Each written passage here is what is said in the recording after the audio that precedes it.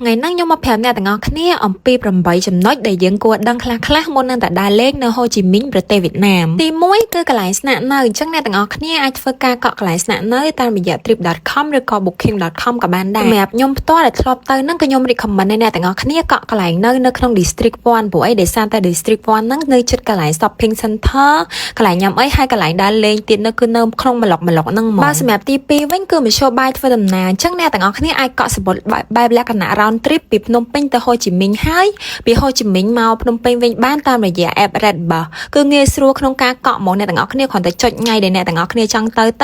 បន្ទាប់មកយើងហើឡានណាដែលយើងចង់ជិះឡាននេះគេហើយក្នុងនោះមានឡានច្រើនណាស់ហើយអ្នកទាំងអស់គ្នាអាចពេញ information អីឲ្យច្បាស់លាស់ផងព្រោះអីពេលទៅដល់គាត់នឹង check សម្បត្តិឡានអ្នកទាំងអស់គ្នាហើយសម្រាប់ណឡានអីគឺមានកន្លែងឲ្យយើងអង្គុយចាំទៀតនៅក្នុងឡានហ្នឹងគឺមានកន្លែងអង្គុយធំទូលាយលក្ខណៈថាយើងអាចដាក់ជើងដាក់អវ៉ាន់អីនៅមុខយើងក៏បានដែរអញ្ចឹងអ្នកទាំងអស់គ្នាអាចកក់សម្បត្តិឡានតាម Red Bus ដែលប្រើប្រម៉ូកូដ KHNew ទទួលបានការ discount និង cashback ត្រឡប់មកវិញ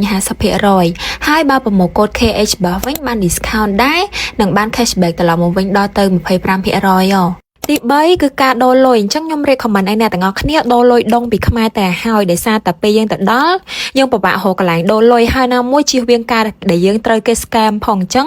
យើង expect មើលថាយើងទៅដល់យើងនឹងចាយអស់ប៉ុន្មានអញ្ចឹងយើងគួរតែដូរលុយពីខ្មែរតែហើយទៅចំណុចទី4គឺការចាយវាយនៅនឹងអញ្ចឹងអ្នកទាំងអស់គ្នាដឹងហើយថាលុយដងវាមានលក្ខណៈថាវាច្រើនណាអញ្ចឹងនៅពេលដែលយើងទិញអីមួយពេលដែលគេអាប់គួរតែរាប់លុយឲ្យបានច្បាស់មុននឹងចេញពីកន្លែងរបស់គេយើងទៅទិញ local នៅតាម local food នៅតាមផ្លូវឬក៏របស់ local អីដឹងតែគេកោហ្មងអញ្ចឹង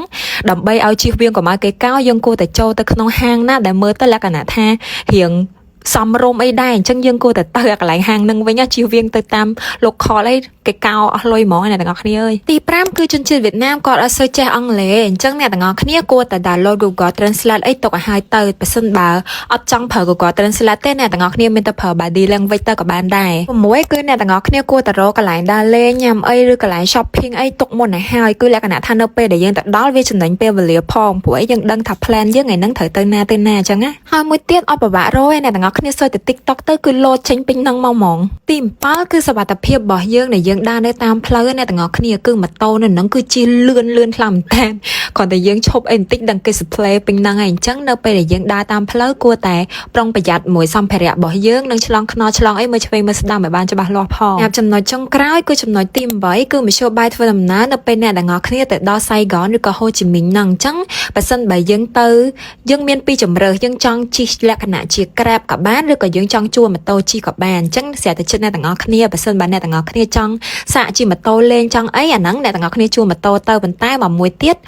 យើងជិះ Grab ក៏ស្រួលដែរដោយសារតែតម្លៃ Grab នៅហ្នឹងរៀងថោកដែរអញ្ចឹងបើយើងទៅគ្នាច្រើនហើយយើង share គ្នាទៅក៏ចំណេញដែរអ្នកទាំងអស់គ្នាសម្រាប់ tip ដែលពួកខ្ញុំទៅដើរលេងនៅ Ho Chi Minh គឺមានតែប៉ុណ្្នឹងទេអញ្ចឹងបើសិនបើអ្នកទាំងអស់គ្នាចង់ដឹងថាតើខ្ញុំទៅដើរលេងនៅ Ho Chi Minh រយៈពេល4ថ្ងៃ3យប់ហ្នឹងទៅណាខ្លះអញ្ចឹងកុំភ្លេចតាមដានវីដេអូខ្ញុំផងបាយបាយ